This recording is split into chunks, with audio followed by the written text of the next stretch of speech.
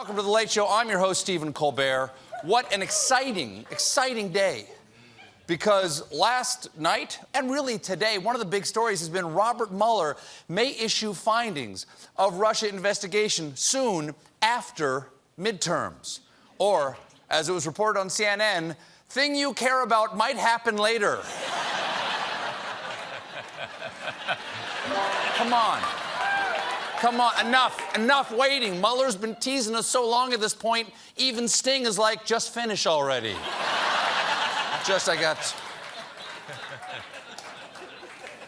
Mueller's report is looking juicy, though. People are saying it's going to be a good one because we just learned something about former Trump campaign chairman and business casual Babadook Paul Manafort. It's in your closet. And in the last 4 weeks, it turns out Manafort and his lawyers have visited Mueller's office in Washington at least 9 times.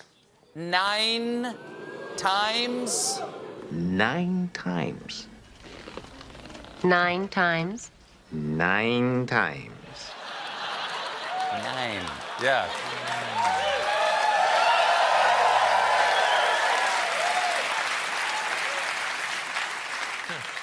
Mueller.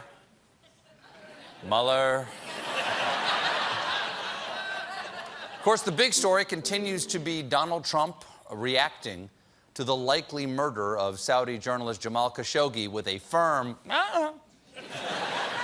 The evidence is really adding up, but with pressure mounting to punish Riyadh, the president is exercising an uncharacteristic amount of caution. Yes, an uncharacteristic amount. In other words, any.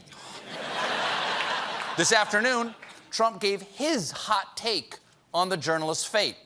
Do you believe Jamal Khashoggi is dead? It certainly looks that way to me. It's very sad. That's his sad face, by the way. Oh, he must give a very moving eulogy. Friends, loved ones, I'm going to go out on a limb here and say, that's a casket, never a good sign.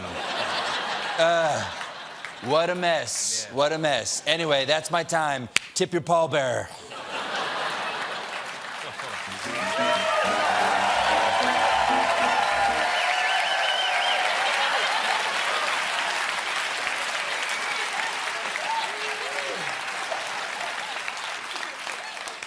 To investigate, Trump sent Secretary of State and man who just heard you express hope for swift international justice, Mike Pompeo. And here's how Pompeo says the Saudi investigation is going.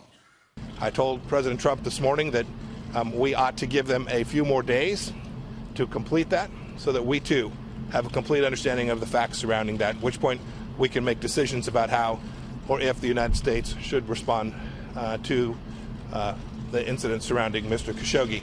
Yes, the incident surrounding Mr. Khashoggi. What could the incident be? It's a baffling mystery, just like the Hitchcock movie, Dial M for Incident. And Saudi Arabia is really making headway with their investigation because today, one of the 15 alleged Saudi killers died in a car accident in Riyadh. One down. Right now in Riyadh, there are 14 other guys saying, it's a nice day, I think I'm gonna walk. Trump's, no, I'm good. I'm good. Oh. This is me walking. Let me walk. Trump's getting some criticism for his bold, soft on murder stance, but some people still have his back, including televangelist and human estate sale Pat Robertson. Robertson has spent the past few days downplaying Khashoggi's murder and prioritizing the financial benefit of siding with Saudi Arabia. Wendy, I just don't think you've got $100 billion worth of arms sales, which is, that's one of those things. But more than that, we've got to have some Arab allies. I know it's bad, but I mean, we've had all kinds of stuff, but you don't blow up an international alliance over one person. I mean, I'm sorry. Thank you, Reverend.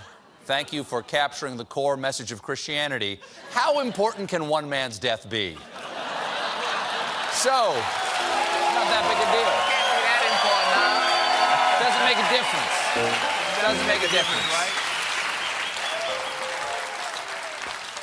So much, like, if you follow the news, so much of what we learn from inside the White House comes in like tirades on Twitter, these little Twitter storms. But today, there was a good old-fashioned Donnybrook, a screaming match between Chief of Staff John Kelly and National Security Advisor John Bolton, a.k.a. the White House's own Statler and Waldorf. Apparently, I wish it was Statler and Waldorf. Isn't it nice? Those eyebrows. Apparently, earlier today, Kelly and Bolton engaged in a profanity-laced argument outside of the Oval Office. Well, it's good they didn't do it inside the Oval Office. That is reserved for the sacred presidential duty of tweeting about porn stars being horse faces. Apparently, the fight boiled over from a bitter disagreement that has existed between the two for weeks now over a recent surge in border crossings. Fellas, don't fight. You're both terrible. and terrible. Absolutely terrible. And it got nasty because apparently the president sided with Bolton, which only added to Kelly's fury. Then, after the blow-up, aides whispered privately that one of the men might leave the White House. Ooh, ooh, ooh. Ooh, please let it be Trump. Please let it be Trump.